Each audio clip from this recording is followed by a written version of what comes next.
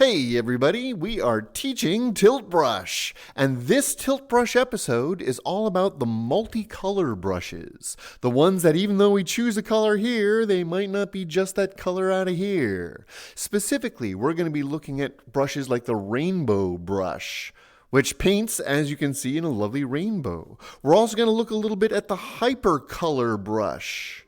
This is what the Hypercolor brush is, sort of a cascade of colors.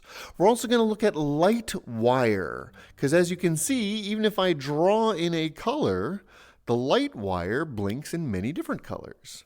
Finally, we're going to use the chromatic wave, which as you can see is wavery color. Now these also will respond to the audio, but we're not going to bother with that for this class. We're going to look at how we can control these a little bit and how the color palette will affect these multicolor brushes. So we're going to start with our lovely rainbow here, and we're going to see how to control a multicolor brush with our single color palette. This, believe it or not, is gray. I've got my color palette set to just a normal silvery gray, so there's no extra color. This is the natural color of the rainbow doing the whole set. Now, if I take this same rainbow, but kick my color all the way to red,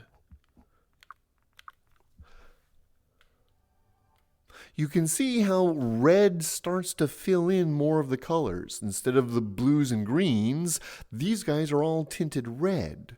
So we still get some color variation, but there's a lot more of the color we chose showing up. So if I then switch to a blue rainbow has a lot more of the blue variants, red variants, full variants. So yes, that means if I go green, you can see we have the red lines, blue lines, green lines in our rainbow. The difference is subtle, but you can see we get the full effect with gray, red, blue, green for those variations. Now, even a little bit farther, let me spread these out a little more. If I take this red, nice, bright, vibrant red, but instead of a bright red, I bring it down to a very dark red.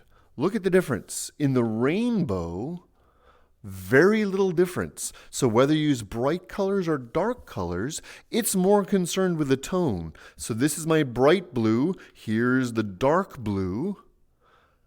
Overall, very little difference. Bright green versus dark green. So with the rainbow tool, the color has some effect, whereas the bright and dark has very little effect. So the rainbow, we can do some variation, but once we really get into it, the rainbow is very limited on what we can do. With the audio, it's going to be pulsing like the stereo lines up and down to the music, but it is still going to be using your dominant color. Not bright and dark so much as just dominant color. And that's the rainbow paintbrush. Similar, but a little bit different, is Hypercolor, the one with a peace sign. Hypercolor is another one of these multicolor brushes. If I go natural gray, here's what the Hypercolor does. A constant cascade of different colors. If you look closely, you can see there is a brush texture to it. It does have jaggy brush ends. So the longer you stretch it out, the more jagged those ends become. So this is in gray. I'm going to do our usual very bright red and then a very dark red. There really isn't much difference here at all. With the bright red, there's a little bit in the outline. You can see the red lingers a little bit longer. But otherwise, again, we don't have a lot of direct control with this one. If I go to the bright blue versus dark blue, again, there's a little bit of fluorescent around the edges. That blue lingers a little bit longer. The red lingers a little bit longer. But we have very little direct control. Finally, just for comparison, bright green versus dark green. Again, the green lingers around the edges, but otherwise very little control. If you look closely, you can see it's pretty much the same texture every single time as well. Some of our textures have a little variation, not the Hypercolor. That one variation is all you're going to get with very limited control over the colors. Not looking so great on your control just yet, but as we move into the other two, I'm going to look at the Lightwire. This one has a little more control. I'm also, let's see if I get us a good size and get a good size brush so you can see it. With the Lightwire, the color has two effects. First, it's going to affect the wire itself between the lights. So when I draw this one out, you can see my gray color is giving me a gray cable. And there's no tinting in the lights itself. Red, green, blue, bright colored lights. Grayscale. I'm going to switch to my bright red. Bright red. So the cable itself is more red, and you can see how the lights themselves have a red tint to them as well. Instead of the pure green, pure blue, we've got sort of a yellowish and a purplish. So it is tinting both the cable and the light source itself. If I go to a very dark red, let's look at the difference here. Again, you can see it's a darker cable, but if you look at the light itself, the dark color is a dim light, whereas the bright color, it's a much brighter glow to the light. So not only does the color have an effect on the stream, but it's now affecting the quality of the light from the pulse as well.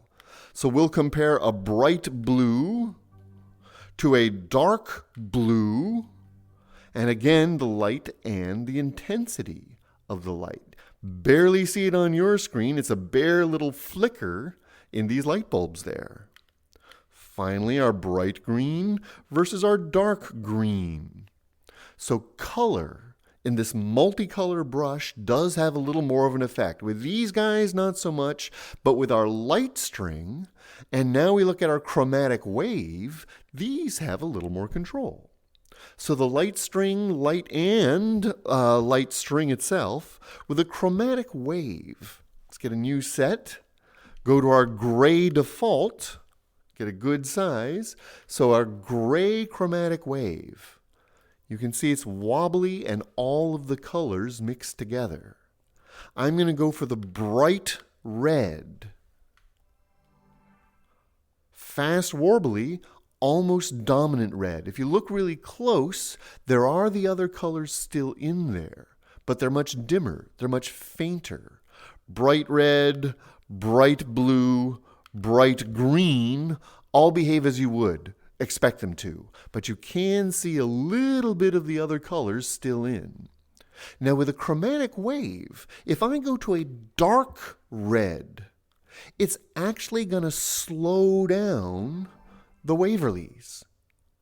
So you can see my dark red is a much slower pulse as opposed to the very rapid stream of the bright red. So if I go for a dark blue or a dark green, the variation in chromatic wave, not only is it color, but it's speed of the animation as well.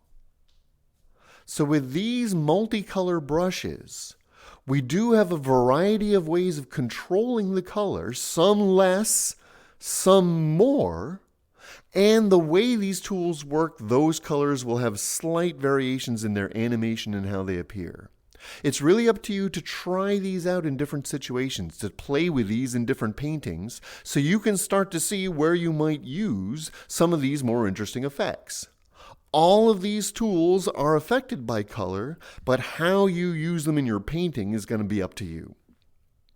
I hope this type of stuff is helpful. That's why we do this. If there are tools you want to know more about, just let us know in the comments. Or if there's something you'd like more detail on, let us know. We do this every week on Twitch TV /Shameless Mayhem, as well as here on YouTube /Shameless Mayhem. Is that legible at all? You can barely read my subscribe message, but that's good enough. Here's what we're going to do. We're going to go to a bright color and then simply recolor. There we go. Now we can see a little better. So have fun. Let us know what you do in Tilt Brush, and we'll see you next time.